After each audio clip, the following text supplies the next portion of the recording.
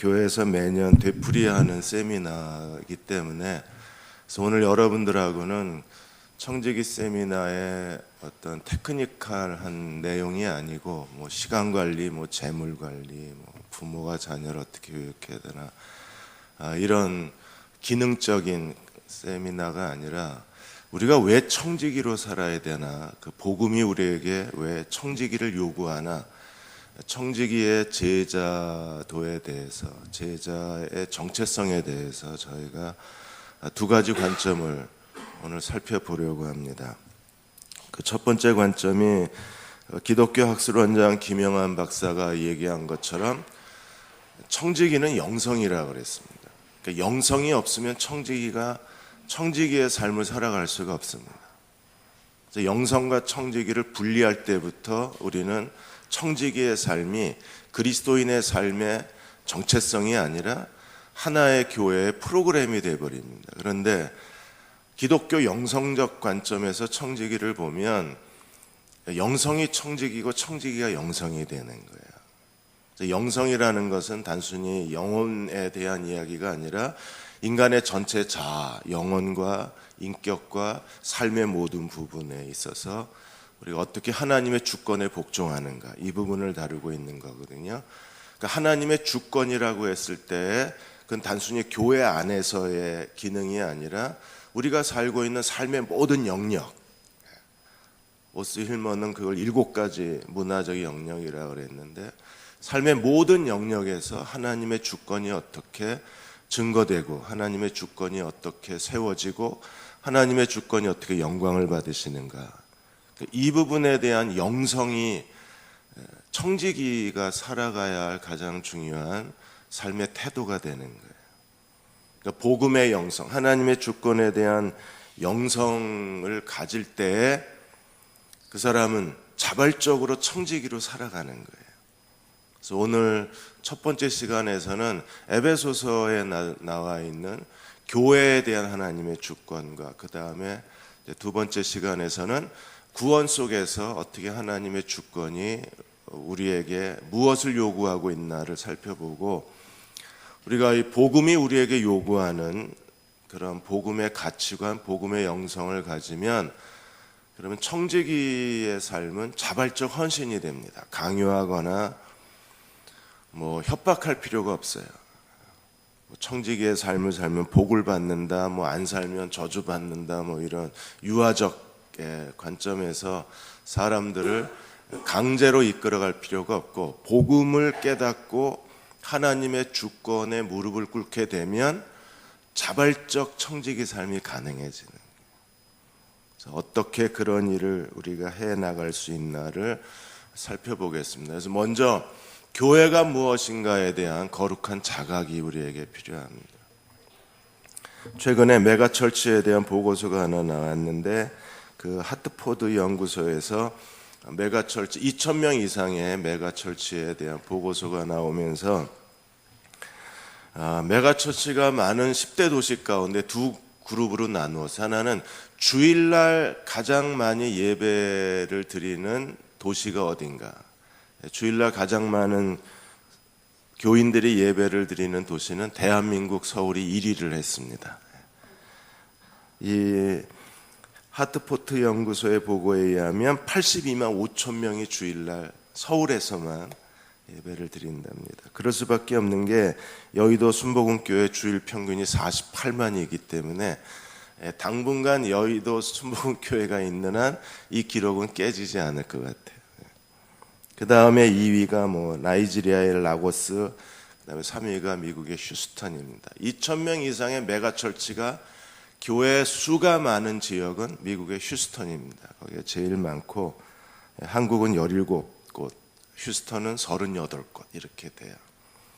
이제 교회가 점차 이제 쇠퇴기에 접어들었습니다. 여러분이 뭐 이미 다 알고 계시는 것처럼 최윤식 박사가 2020-2040에서 1권, 2권에서 계속 한국교회의 미래에 대해서 증언하기를 교회는 이미 쇠퇴기입니다. 지금 뭐 800만이라 그러는데 거의 한 뭐 600만이 채 되지 않을 거라고 그렇게 보고 있고, 지금 교회 안 나가는 가나안 성도가 100만이 넘어서 점차 교회 안 나가는 사람들이 확대되어져 가고 있습니다.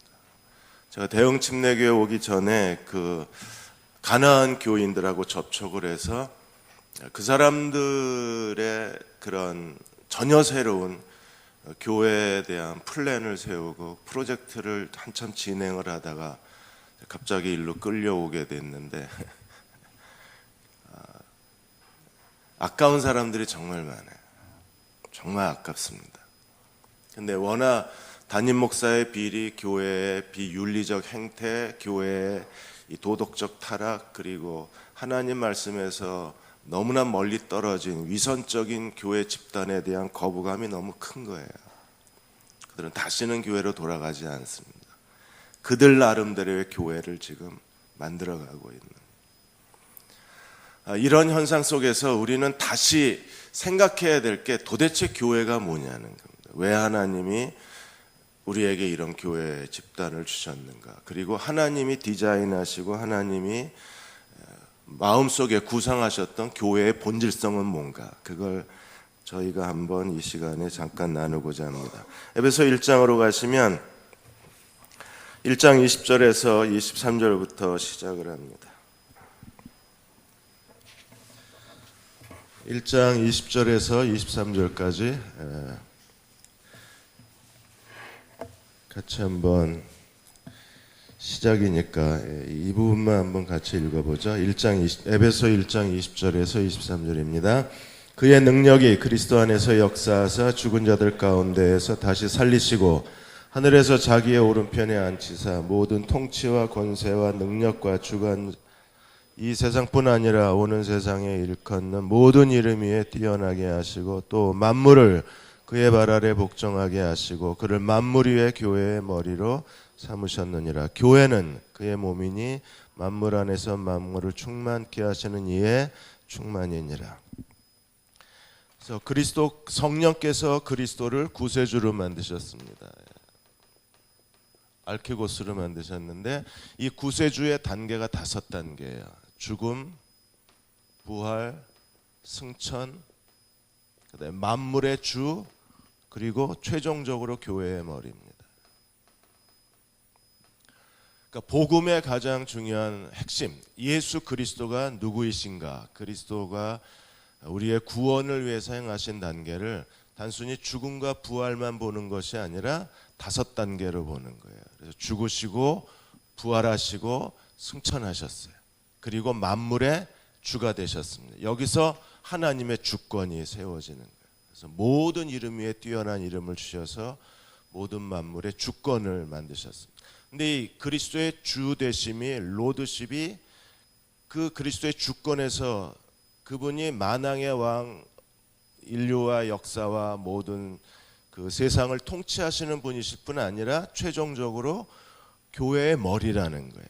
그래서 하나님의 구원의 완성은 교회에서 완성이 됩니다. 우리는 그리스도의 죽음과 부활만 복음의 가장 핵심이라고 생각을 했는데 그리스도의 죽음과 부활은 하나님의 구원의 시작인 거예요.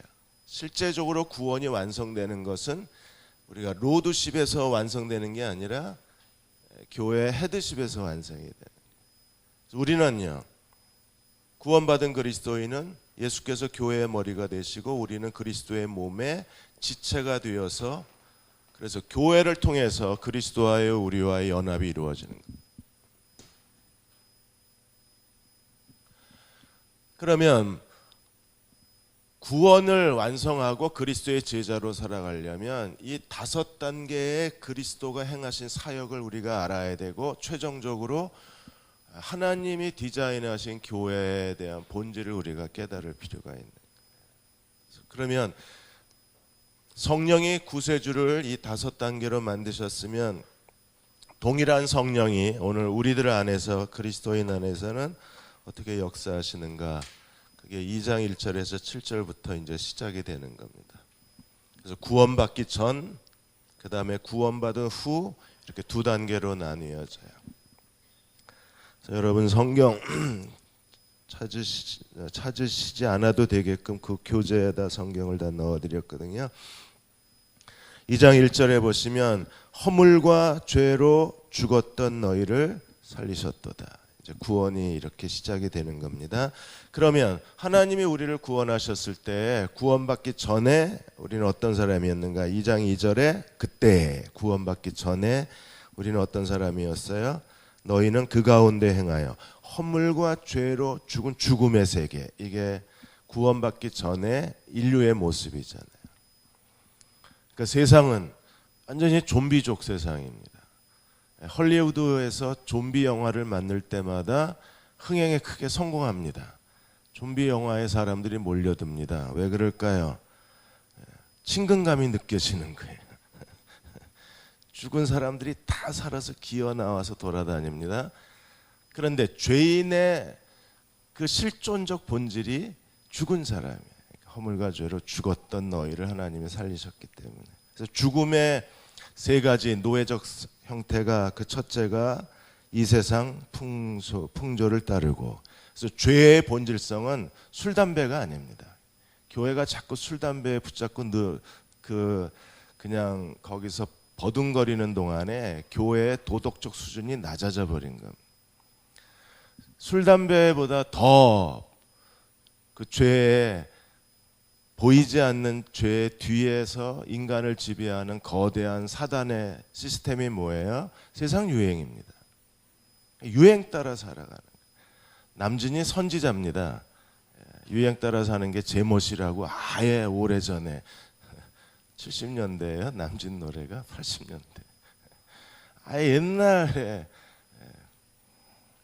유행을 따라 살아가는데 거기에 가치, 세상 가치, 삶의 태도, 인간 세계관, 사람이 자기를 바라보는 시선, 모든 것들이 하나의 거대한 유행의 소용돌이 속에서 사람은요, 그 유행을 따라 살아가면서 인간의 진정한 가치와 의미를 잃어버리는 거죠. 긍정심리학이 거대한 소용돌이를 칠 때 한국 교회뿐 아니라 모든 교회들이 긍정심리학에 빠져서 마치 긍정심리학이 복음으로 둔갑을 해서 강단을 지배하게 되는. 다이어트도 계속 유행을 따라 원푸드 다이어트 하다가 황제 다이어트 하다가 이제는 지치고 지치니까 아예 그냥 밥 먹고 살 빼자 이러고까지 나오잖아요. 이게 계속 하나의 유행을 형성해 가는 거예요. 사람들이 유행을 따라 사는 거가 왜 잘못이냐 그러는데, 유행을 따라 살아가는 것 자체가 인간의 삶을 스스로 자신의 가치와 존재의 의미를 이 세상 유행을 따라 사는데 거기다 두게 되면 하나님 앞에서 자신의 실존적 의미를 자각하지 못하는 거예요. 사탄은 세상 유행이라고 하는 거대한 흐름 속에서, 문화적 흐름 속에서, 가치관의 흐름 속에서 거기서 죄인의 삶이 형성이 되고 죄인의 문화가 만들어지고 죄인에 대한 사탄의 통치가 거기서 이루어져요. 고상하고 아름답습니다. 그런데 그 안에서 인간은 스스로를 낭비하고 사는 거죠. 최근에는 이제 다이어트 미의 기준도 다 바뀌어가지고 요새는 누가 뜨나요? 설현이 뜨나요? 몇 년 전만 해도 설현은 이름도 없었어요. 계속 사람들의 관심과 사람들의 숭배, 또 다른 우상들이 계속 만들어지는. 이름도 잘 졌잖아요. 아이돌 가수들. 그야말로 우상의 세상을 사는 겁니다. 그게 첫 번째 죄의 현상들이고, 두 번째는 육체의 그 공중권세 잡은 자. 2절에 보시면 공중권세 잡은 잔 스타트가 말한 것처럼 외모와 학벌주의입니다. 그래서 사람은요, 외모와 학벌에 종로로 타고 사는 겁니다. 이제 새로운 트렌드가 만들어져서 영어 유치원을 나와서 국제 초등학교, 중학교를 나와서 그 다음에 국제고나 특목고를 나와서 명문대학이 하나의 엘리트 코스가 됐어요. 그래서 영어 유치원이 보통 일반 유치원의 3배입니다. 그런데도 자리가 없어서 못 들어갑니다. 왜냐하면 영어 유치원 나오면 이미 거기서 네트워크가 만들어져요. 그 아이들이 그대로 자기들의 인생을 살아가면서 서로가 서로의 인생을 이끌어준다고 해서 그렇게 부모가 생각을 하는 거예요. 이게 하나의 신 엘리트층을 만들어내는 외모에 저희 같은 사람은 살아가는 게 힘겹습니다. 이 얼굴을 갖고 세상을 산다는 게 이게 진짜 하나님의 갑절의 은혜가 아니면 불가. BBC에서 재밌는 실험을 했잖아요. 가상의 그 재판 실험을 했는데 잘생긴 죄수하고 저처럼 이렇게 크로마뇽인 계열의 죄수하고 잘생긴 사람은요 유죄 판결이 29%밖에 안 돼요. 저 같은 사람은요 거의 40%가 넘습니다. 그러니까 외모가 그 배심원들의 판결에 영향을 미친다는 게 과학적으로 입증이 된 거예요. 왜 이런 세상이 됐습니까? 애들 보고 성형하지 말라고요? 걔네들도 살아야죠. 방학 때 감쪽같이 해주셔야 돼요. 왜? 살아야 돼요. 왜? 이 세상은 공중권세, 사탄의 거대한 권세, 사탄의 지배 속에 살아가는데 그게 외모학벌주의니까. 그 다음에 세 번째 현상이 뭐예요? 육체와 마음의 정욕을 따라서 살았다고 했습니다. 그러니까 육체의 욕심, 탐식, 탐색, 마음의 욕심, 교만, 이기심. 뭐 여기서 유학 갔다 오신 분은 다 아시겠지만 이게 하버드하고 스탠퍼드 동시 입학이라는 게 불가능하잖아요. 근데 깜짝같이 고등학교 애가 그걸 거짓말, 이메일을 다 그 얘기 아시죠? 그런 일들이 일어나는 게 전부 세계의 거대한 사탄의 지배 구조가 세상 유행, 그 다음에 외모학벌주의, 육체와 마음의 욕심의 그 이기적 성향들이 인간을 지배하고, 그런 우리가 구원을 받았습니다. 하나님의 그 큰 사랑으로 구원을 받아서 어떤 사람이 됐나요? 2장 4절에서 6절까지 보시면 그리스도와 함께 첫째가 살리시고, 그 다음에 두 번째가 일으키시고, 세 번째가 하늘의 자리에 앉히셨습니다. 그래서 하나님의 구원이 이렇게 세상의 죄의 사탄의 거대한 구조물이 세계의 영역을 세워가고 있는 것처럼 하나님이 그리스도 안에서의 하나님의 구원도 세계의 구조물로 되어 있는 거예요. 그래서 그리스도와 함께 살리시고 일으키시고 앉히십니다. 그러면 이게 살리시고 일으키시고 앉히셨다는 게 하나님의 행위잖아요. 하나님이 그렇게 하신 겁니다. 그러면 이게 우리들한테 어떤 결과를 가져오는가? 우리의 이제 실존적 변화가 일어나는 거예요. 3장 6절에 우리가 그리스도와 함께 후사가 되고 그리스도와 함께 지체가 되고 그리스도와 함께 약속의 참여자가 되는 겁니다. 그래서 3단계의 자아 실현이 있어요. 되고 됨이라. 그래서 3단계의 자아 실현이 있어요.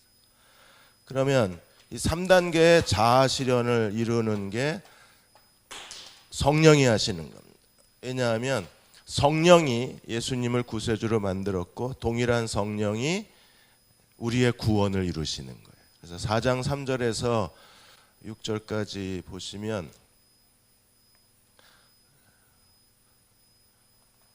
요새는 다 PT로 하는데 죄송합니다. 제가 못 만들어 왔어요. 감기 때문에 며칠을 알았더니 4장 3절에 6절까지 보시면 성령이 하나 되게 하신 7가지가 나와요. 이 성령이 하나 되게 하신 7가지가 그리스도와 함께 우리를 만드시는 하나님의 구원의 단계가 되는 겁니다. 그러니까 우리는 예수 그리스도 믿고 구원받았다는 그게 끝난 걸로 생각하는데 아니에요. 하나님은 우리의 구원에 대해서 완벽한 과정과 논리와 구조를 갖고 계세요. 그러니까 단순히 예수 믿고 구원받는다는 게 아닙니다. 그 안에 어떤 변화가 일어나고 하나님의 구원의 행위가 무엇이고 우리는 무엇을 하라고 하나님이 말씀하셨는가를 우리가 제대로 알고 그리스도를 따라야 주님의 제자가 될 수 있는 거예요. 그래서 먼저 하나님의 후사, 하나님의 그 상속자가 되려면 4장 4절, 5절, 6절 이렇게 되어 있는 5절이 먼저입니다. 주도 하나요, 믿음도 하나요, 침례도 하나입니다. 그래서 누구든지 예수 그리스도를 주로 믿으면 믿음이 우리를 거듭나게 해서 하나님의 자녀가 되게 합니다. 요한복음 1장 12절 13절에 영접하는 자 곧 그 이름을 믿는 자들에게는 하나님 뭘 주셨습니까? 하나님의 자녀가 되는 권세를 주셨어요. 그러니까 사람은 남자 플러스 여자 방식으로 사람이 태어나요. 그러니까 사람의 출생 방식은 사람이나 뭐 짐승이나 다 남자 플러스 여자 방식. 남자 플러스 남자로 애가 태어나나요? 모르시나요? 안 태어나요. 여자 플러스 여자도 안 태어나요. 반드시 남자 플러스 여자 방식으로만 인간의 생명은 태어나요. 그러면 하나님은 어떻게 우리를 태어나시게 할 수 있는가? 그게 믿음입니다. 그래서 영접하는 자 곧 그 이름을 믿는 자들에게는 하나님의 자녀로 태어나는 권세. 그게 하나님의 방법인 거예요. 그래서 13절에 뭐라 그랬어요? 이는 혈통으로나 육정으로나 사람의 뜻으로 나지 아니하고 하나님께로부터 태어난 자들이라. 하나님의 자궁으로부터 태어난 자들이 이렇게 돼 있어요. 그러니까 믿음이 우리를 하나님의 자녀로 거듭나게 하는 겁니다. 다 예수 그리스도 믿으셨죠? 하나님의 자궁으로부터 태어난 걸 믿으십니까? 그래서 하나님이 우리에게 뭐라고 말씀하시는 거예요? 내가 너를 낳았다 그러시는 거예요. 양자 입양이 아닙니다. 하나님이 나를 낳으셨습니다. 그래서 히브리서 5장에 있는 것처럼 내가 너를 낳았다. 너는 내 아들이다. 이렇게 된 거예요. 그래서 이렇게 해서 예수 그리스도를 주로 믿고 구원받은 사람이 받는 예식이 침례식입니다. 이거는 이제 로마서 할 때 같이 보겠습니다. 이렇게 거듭나면 이제 성장해야 되잖아요. 그래서 교회는 성장시키려고 그동안에 다양한 프로그램들이 개발이 되어 왔습니다. 예배를 많이 드리면 성장할 거라고 기대해서 우리는 예배의 르네상스 시대를 지났어요.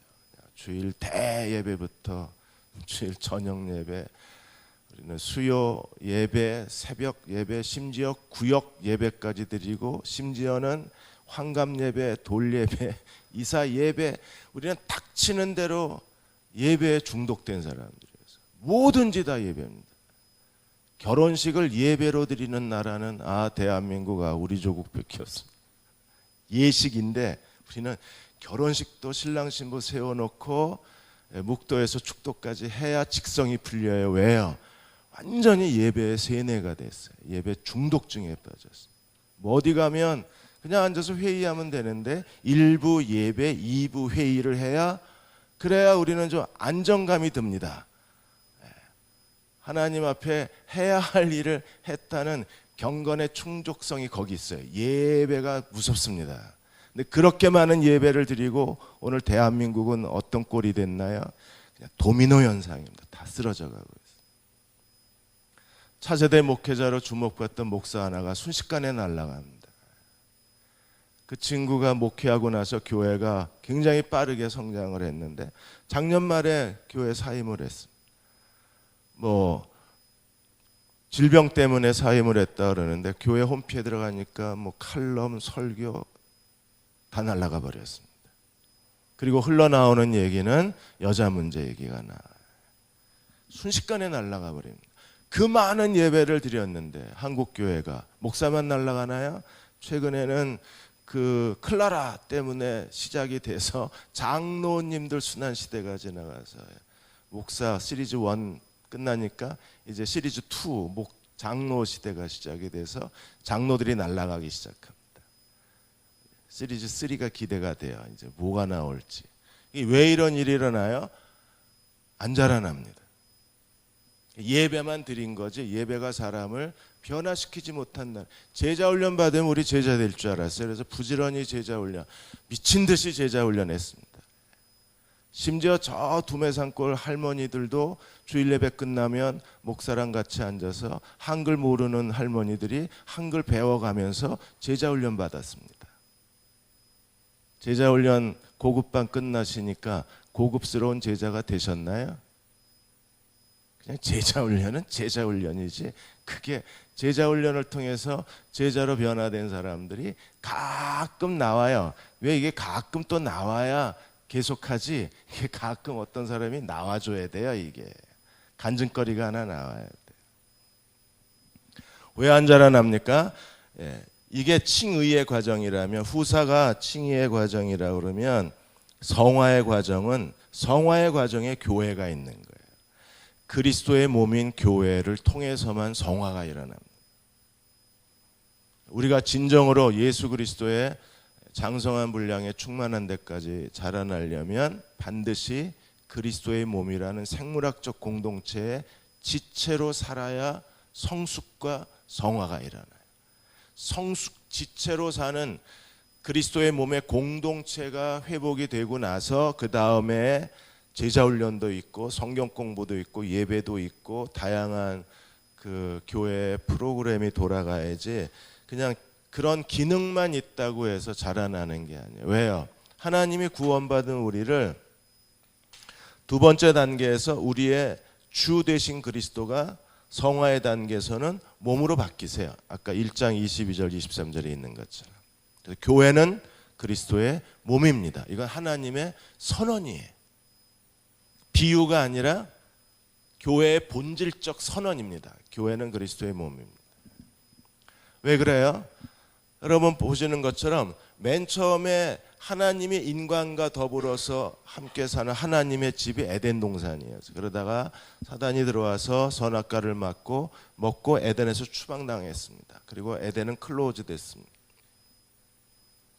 그리고 나서 출애굽한 다음에 시내산에서 성막을 짓고 나서 하나님이 성막이 있어야만 하나님이 자기 백성과 동거가 시작이 돼요. 내가 너와 함께 있으리라. 이게 가능해요. 하나님이 출애굽하자마자 제일 먼저 지은 게 성막입니다. 그전에는 족장 시대에는 이제 제단이 있었죠. 근데 성막이 어떻게 됐나요? 엘리의 두 아들 불량한 제사장 때문에 블레셋과의 전쟁에서 언약궤를 갖다 놓고 전쟁하다가 뺏겨버립니다. 그 다음에 블레셋 군대가 실로를 완전히 다 불태워버립니다. 그래서 성막 시대가 끝나요.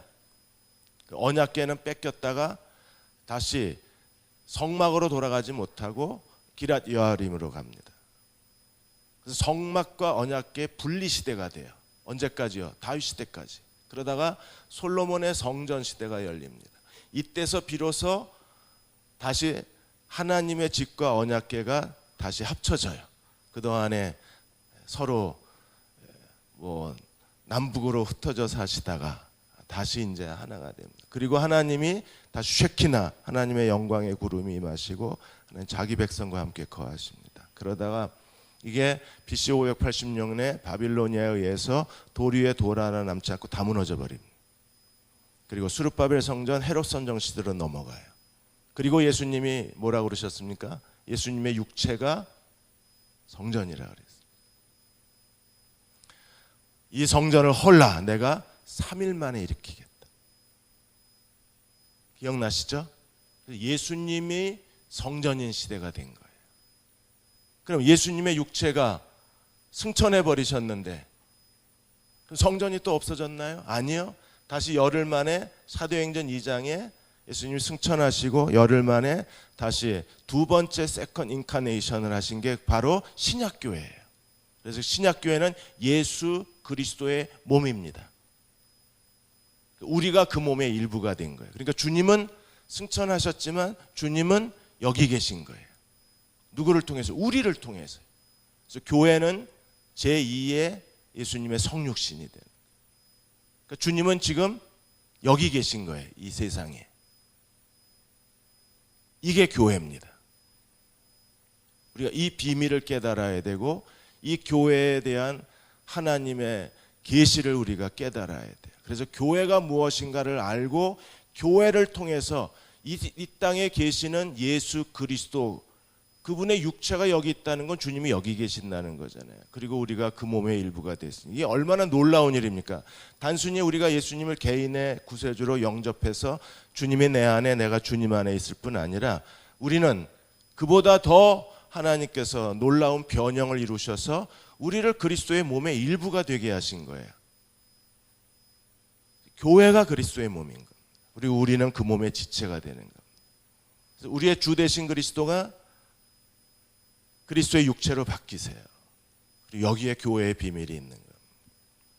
그럼 어떻게 우리가 그 몸의 지체가 됩니까? 그래서 성령이 오신 겁니다.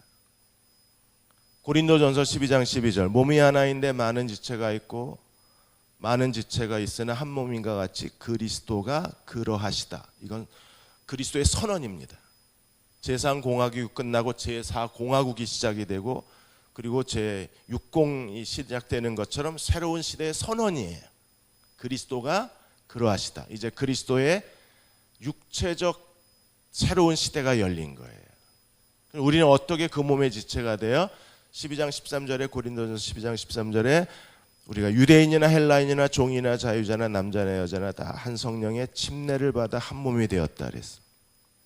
그러니까 성령이 우리를 사회적 장벽, 사회 계급적 장벽, 인간의 모든 차별, 인간의 모든 수준의 벽을 뛰어넘어서 남자나 여자나 헬라인이나 유대인이나 종이나 자유자를 그리스도 안에서 한 몸의 지체로 만드시는 게 성령이 하신. 그래서 성령이 오신 겁니다. 성령이 단순히 어떤 카리스마 운동을 위해서 오신 게 아니에요. 사람은 그냥 툭툭 쓰러지라고 오신 게 아닙니다.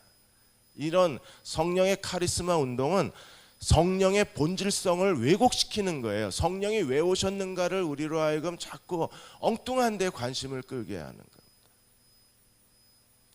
성령이 뭐 하실 일이 없어 사람을 쓰러뜨리시겠어요. 저는 암만 기도해도 이 나이 먹도록 이게 해석이 안 돼요. 왜 쓰러뜨리실까 이게. 그 광경을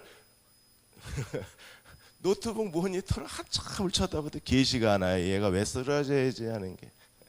성령이 오신 목적은요, 우리를 그리스도 안에서 한 몸의 지체로 만드시는 데 목적이 있어요. 그래서 우리는 오순절날 신약교회가 태어난 게 맞는 거예요. 사도행전 2장에. 그리고 우리가 한 성령을 마시게 하심으로 한 몸의 지체인 겁니다.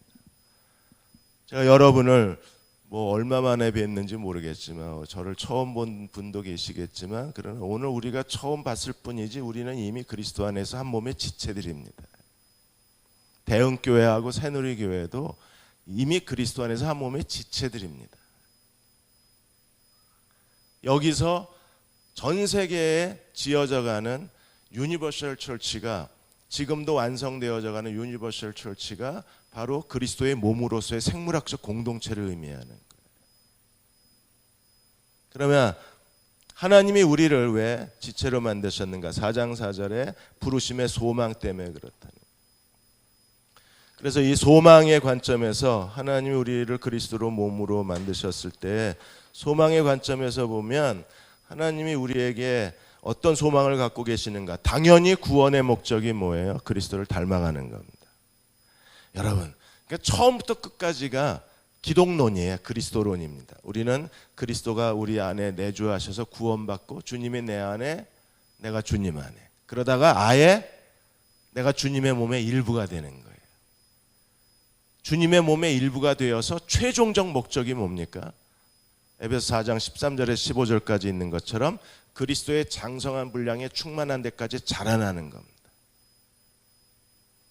구원의 시작에서 구원의 완성까지가 그리스도를 닮아가는 거잖아요. 요한일서 3장 2절에 우리가 마지막 그리스도가 재림하시며 확인하는 게 다 모든 사람이 다 확인할 수 있는 게 뭐예요? 우리가 그와 똑같다는 사실을 확인하게 되는 거예요. 주님과 똑같다. 그 놀라운 사실을 마지막에 확인하게 되는 거예요. 그러면 하나님이 우리를 왜 이런 생물학적 공동체로 만드셨는가? 생물학적 공동체로 만드신 첫 번째 이유가 성숙 때문에 그렇습니다. 자라나야 되니까. 근데 자라나는데 개인의 성숙이 아니라 세상 방식은 개인의 성숙이에요. 개인이 노력한 것만큼, 개인이 1만 시간을 투자해서 자기 개발을 한 만큼 자기가 다른 사람들이 놀고 쉴 때 얼마나 자기 자신에게 투자했느냐, 자기 투자한 것만큼 자라나요. 새로운 아이디어를 가지고 새로운 도전을 하는 사람들이 이 시대에 살아납니다. 그런데 하나님 나라는요, 개인이 아무리 노력을 해도 하나님 나라는 개인의 노력만큼 성장하는 건 세상 방식입니다. 하나님 나라 방식은요, 몸이 자라야 내가 자라요. 몸이 안 자라면 내가 안 자라납니다. 자, 태어나서 이제 돌된 아이가 하나 있으면, 아마 옛날에 계신 분들은 이거 들으시면 생각이 나실 것 같은데, 돌된 아이가 있는데 다 1살짜리입니다. 오른팔도 1살짜리, 심장도 1살짜리, 허파도 1살짜리입니다. 근데 그 중에 오른손이 남들보다 열심히 많아서 매일 아침 4km 조깅하고, 그 다음에 단백질, 닭가슴살 샐러드 먹고, 단백질 주사 맞고, 저녁에는 2시간씩 웨이트 트레이닝 하고 열심히 했습니다. 그러면 나머진 다 1살짜리인데 오른손만 25살 강호동 팔뚝이 될 수 있나요?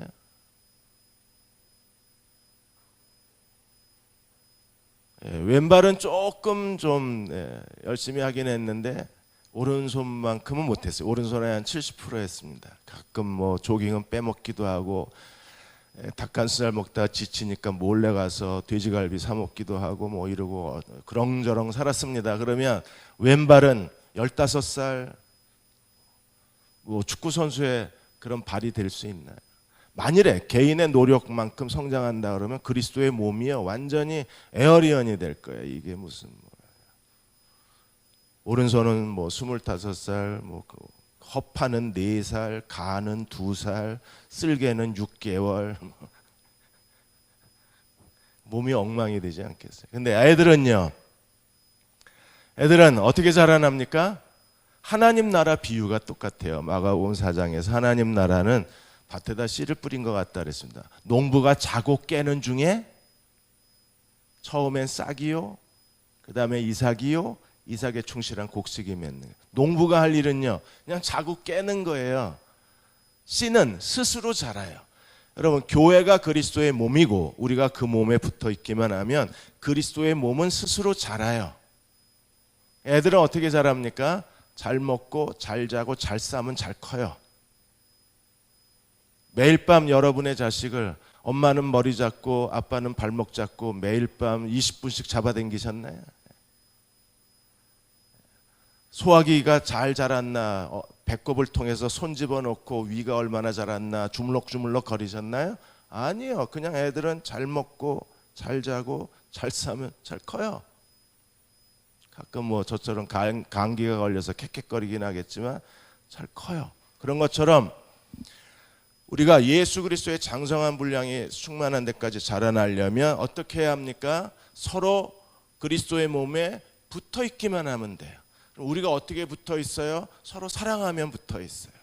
그래서 예수님이 우리에게 주신 새 계명이 무엇입니까? 내가 너희를 사랑한 것 같이 너희도 서로 사랑하라고 하신 거예요. 주님이 우리를 사랑하신 것처럼 내가 너를 사랑해야, 너와 내가 붙어 있어야 우리 안에 그리스도의 몸이 생겨나요. 우리가 그리스도 안에서 살아있는 그리스도의 몸에 붙어 있기만 하면 머리 대신 그리스도로부터 명령과 지시를 받을 수 있고 하나님의 뜻을 분별할 수 있고 하나님이 우리에게 뭘 원하시는가를 알고 자발적으로 몸 자체의 기능이 움직이기 시작하는 겁니다. 여러분, 아무리 우리의 시력이 몽고 사람처럼 3.0이라고 해도 이 시력을 가지고 된장찌개의 구수한 냄새 못 맡습니다. 못생기고 작은 코라도 코가 있어야 냄새의 기능을 맡는 거잖아요. 여기에 청지기 영성이 있는 거예요. 하나님이 나를 그리스도 몸 안에서 어떤 지체로 세우셨는가를 자각한 사람들이 성령의 은사를 따라서 몸 안에서 다른 사람을 섬기는 그 섬김에서 진정한 청지기의 영성이 시작이 되는 거예요. 내가 누구인가를 깨닫고 우리가 어떤 사람인가를 안다 그러면 우리는 그리스도께서 우리를 위해서 목숨을 내어주시기까지 사랑하신 것처럼 우리가 서로를 위해서 목숨을 내어주기까지 사랑하면 여기에 그리스도의 몸이 있고 그리스도의 몸이 있으면 자라기 시작하는 거예요. 그리고 그 그리스도의 성숙과 그리스도의 충만은요, 세상 사람들에게 나아가서 교회가 그리스도가 여기 계시면 주님이 뭘 하시겠어요? 사복음서에서 공간복음에서 예수님이 하셨던 그 일을 교회가 하는 겁니다. 가르치고 치유하고 전파하고. 예수님이 이 땅에 계셨을 때 사복음서에서 주님의 행적이 그대로 2016년 대전 시내 한복판에서 그게 진행이 돼야 돼요. 누구를 통해서? 그의 몸된 교회를 통해서. 그러면 세상을 섬기는 섬김의 공동체 안에 여기에 또 청지기 영성이 있는 거예요. 교회가 그리스도의 몸이라는 이 놀라운 하나님의 구속의 은혜를 깨달은 사람들, 교회의 본질성을 자각하고 그리스도의 복음에 무릎 꿇은 사람들, 내가 누구인가를 알고 너가 누구인가를 알고 교회가 무엇인가를 아는 사람들은 세상 속에서 세상을 섬기는 그리스도의 사명을 감당합니다. 그 본질적 자각이 가져오는 어떤 행동들이, 헌신이, 그게 청지기 삶이 되는 거예요. 그래서 교회 안에는 우리 모든 사람들이 다 성장하기 위해서 진정으로 서로를 사랑할 수 있는 사람이 되는 게 정말 중요합니다.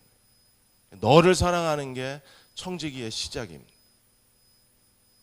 우리가 시간과 물질을 가지고 얼마만큼 하나님을 섬겼는가, 뭐 A학점, B학점, C학점 그렇게 학점을 매기는 게 아니라 진정한 청지기의 삶의 시작은 너를 사랑하는 데부터 시작이에요. 너를 사랑하면 선한 사마리아 사람의 비유처럼 상처를 싸매주고 기름을 발라주고 여관에 데려가주고 돌봐주고 그리고 나머지 치료 비용까지 다 책임져 주고 떠나는 게 그게 선한 사마리아 사람 아닌가요?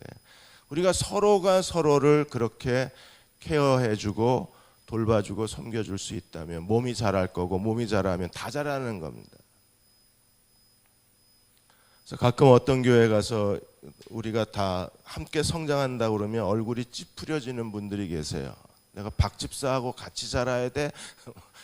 되게 불편하다는 듯이 박 집사하고 같이 자라셔야 돼. 그 조 집사하고 그분하고 같이 똑같은 비율로 똑같이 성장을 하는 거예요. 너하고 너하고 내가 얘가 내가 진짜로요. 어느 일부분이 먼저 자라지 않아요. 동일한 비율로 동일하게 성장을 해가는 거예요. 그래서 여기서 우리가 깨닫는 게 뭐냐면 너하고 분리가 되면 동시에 주님하고도 동시 분리가 되는 거예요. 그래서 나와 너와의 관계가 정말 중요해요. 우리는 나와 너의 이런 관계보다 나와 그리스도 수직적 관계를 더 존중하는 그런 그 본능이 우리 안에 있는데 그것처럼 위험한 게 없습니다. 왜냐하면 나와 너가 깨지면 나와 그리스도는 동시에 깨져요. 이렇게 손가락이 5개가 있습니다. 제가 실수로 이게 둘째 손가락 첫 마디가 잘라졌습니다. 그 순간에 어떤 일이 일어나나요? 얘는 내 몸에서 분리가 되는 순간에 머리 대신 그리스도하고도 동시 분리입니다. 그래서 홍정길 목사님이 뭐라 그러셨어요? 분리가 되면 지체가 아니라 그 순간엔 시체가 된다. 그러면 진정한 청지기의 삶이 단순히 시간 관리, 물질 관리, 자기 인생 관리를 뛰어넘어서 더 중요한 게 우리에게 하나님 본질적으로 요구하시는 것 중에 하나가 나와 너의 관계도 우리가 그리스도의 몸을 세워가기 위해서 우리에게 진정으로 필요한 청지기의 삶의 영역이 되는 거예요. 누구를 돌보라고 강요하지 않아도 자발적으로 돌보고 자발적으로 곁에 있고 자발적으로 우리가 서로를 위로해주는 그런 진정한 위로자의 삶을 살아가는 이유는 교회가 무엇인가를 깨달은 사람들은 더 깊숙한 청지기의 삶의 영역을 찾아내고 그 빈 공백을 메꾸어주는 사람들, 그래서 그리스도의 몸을 세워가는 사람들이 진정한 의미의 청지기가 되는. 그 다음에 당연히 우리는요, 세상 속에서 그리스도를 찾아가야죠. 그의 몸된 교회가 가지 않으면 우리가 주님이 세상을 돌보실 수가 없고 그의 몸된 교회가 가지 않으면 주님이 땅끝의 영혼을 구원할 수 없기 때문에 교회는요, 선교가 교회의 옵션이 아니라 선교는 순종이 돼야 돼요. 왜냐하면 몸이 가야 머리가 가죠. 그러니까 몸은 그리스도의 운반 수단입니다. 우리가 가야 주님이 오시는 거예요. 제가 지금 감기 걸렸다고 나 못 가, 안 가 이러고 유 목사님한테 미안하지 못 갑니다 이러고 머리만 갈게 그러면 머리만 여기 오면 뭐 할 건데요 머리가. 여러분한테 무슨 같이 교제할 수 있습니까? 얼굴을 쳐다볼 수 있습니까? 아무 의미가 없는 거잖아요. 그래서 몸은 그리스도를 운반하는 배달의 민족이에요. 몸은. 그래서 우리가 가야 그리스도가 가요. 그러니까 우리가 세상의 가난한 사람에게로 교회가 가야 그래 하나님이 그들을 돌봐세요. 우리가 저 미얀마 북부의 원주민들에게 교회가 가야 그리스도가 그곳에 영혼을 구원하실 수 있어요. 그게 다 청지기의 삶으로 포함이 되는 거예요. 교회에 이렇게 우리가 주님을 섬기고 살다가 어느 날 그리스도가 다시 오시면 그때 하늘의 자리에 앉아요. 이제 구원이 끝난 겁니다. 그때는요, 주님은 어떻게 되세요? 하나님으로 영광을 받으세요. 영광스럽게 하나님 보좌에 앉으시는 날 구원이 끝나고 우리도 구원이 완성돼서 하나님 나라가 이제 시작된 하나님 나라가 이제 그리스도가 오심으로 완전히 완성되고 마무리되는 겁니다. 그러면 가장 오랜 시간 그리스도인의 삶의 영역을 차지하는 건 성화예요. 왜냐하면 후사가 되는 거는 사람은 10개월의 임신 기간이 필요하지만 우리가 교회에서 복음을 전하고 3분에서 5분 영접 기도하고 우리가 그 사람이 진심으로 회심에 이르도록 가르치고 어쩌면 하나님의 자녀를 낳으시는 건 굉장히 짧은 시간이 걸리고 그리스도가 다시 오시는 것도 성경의 비유대로 말하면 번개가 동에서 서에서 번쩍인 같이 인자가 오신다 그랬으니까 순식간에 끝날 것 같아요. 그러면 평생 동안 우리는 무엇으로 살아야 되는가? 그리스도의 몸의 지체로 사는 게 그리스도의 제자들입니다. 그래서 제자도는 지체도가 돼야 돼요. 그래서 지체로 살 줄 아는 사람이 복음에 합당하게 사는 사람들이고 그리스도의 몸의 지체로 살 줄 아는 사람이 그리스도께 헌신하는 사람들이고 그리스도의 몸의 지체로 살 줄 아는 사람이 진정한 청지기 영성을 가진 사람들이에요. 그들이 하나님의 주권에 복종한 사람들이에요. 그래서 오늘 여러분들이 새누리교회를 이끌어 가시는 가장 핵심적인 지도자들이신데 하나님이 여러분을 통해서 새누리교회에 생물학적 공동체가 세워져야 돼요. 그리고 우리가 서로가 서로에게 나와 너가 서로 붙어 있게 되면 하나님께서 우리 가운데 더 놀라운 일을 해내실 수 있어요. 그러면 그리스도의 몸을 세우려면 일꾼들이 해야 될 중요한 일이 뭔가? 데니엘 카너먼 교수가 성공하는 CEO들을 대상으로 해서 조사했을 때 데니엘 카너먼이 뭐라 그랬습니까? 성공을 좌우하는 결정적 요소는 지능이나 학벌이나 아이디어가 아니라 그랬어요. 매력이라 그랬습니다. 지도자는 매력적이어야 돼. 곁에 있는 것만으로도 흥분이 되고 즐거워야 돼요. 그리고 사람을 끄는 그런 매력이 강해야 그래야 그 지도자들을 통해서 그리스도의 몸인 교회가 세워져 갈 수 있어요. 그 매력도 청지기의 삶을 사는 지도자들이 가져야 될 중요한 인격적 요소 중에 하나인 겁니다. 자신의 매력을 잘 가꾸셔서 여러분들을 통해서 하나님이 계획하신 그리스도의 몸으로서의 생물학적 공동체, 리빙 시스템으로서의 교회가 우리 안에 회복이 되면 하나님께서 여러분을 통해서 더 놀라운 일을 이루어내시리라고 확신합니다. 잠깐 기도하고 쉬겠습니다. 아버지 하나님, 교회의 비밀을 우리가 함께 보았습니다. 우리가 우리에게 지혜와 계시의 영을 주셔서 교회가 무엇인가를 알고 교회의 지도자로 봉사할 수 있는 그리스도의 종들이 되게 하여 주옵소서. 예수님의 이름으로 기도드립니다. 아멘.